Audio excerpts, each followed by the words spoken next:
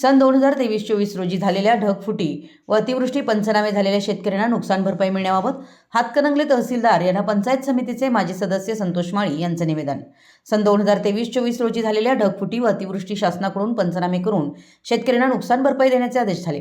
त्यानुसार पंचनामे करून नुकसान भरपाई शेतकऱ्यांना न मिळता भारतीय स्टेट बँक ऑफ इंडिया शाखा हातकणंगले इथे जमा झाली आहे। ज्या शेतकऱ्यांचे बँक खाती सदर बँकेत आहेत त्यांना नुकसान भरपाई मिळाली आहे, परंतु ज्या शेतकऱ्यांची बँक खाती सदर बँकेत नाहीत त्या नुकसानग्रस्त शेतकऱ्यांची रक्कम सदर बँकेत जमा आहे। ढगफुटी व अतिवृष्टी नुकसानग्रस्त शेतकरी हे लाटवडे, भेंडवडे, खोची, बुवाचे वाठार, कुंभोज, हिंगणगाव, नरंदे, मिंचे, सावर्डे या परिसरातील असून पंचनामे झालेले शेतकरी यांना नुकसान भरपाई देण्याकामी बँकेला आपल्याकडून तात्काळ आदेश द्यावे ही विनंती करण्यात आली आहे। यावेळी अजित देवमरे, अजित चौगुले, संदीप पाटील, बाजीराव माळी, निलेश माळी, दगडू कांबळे, अशोक शिंदे, सुरेश घोरपडे, सुखदेव पुजारी, सचिन पुजारी, अमर पवार उपस्थित होते।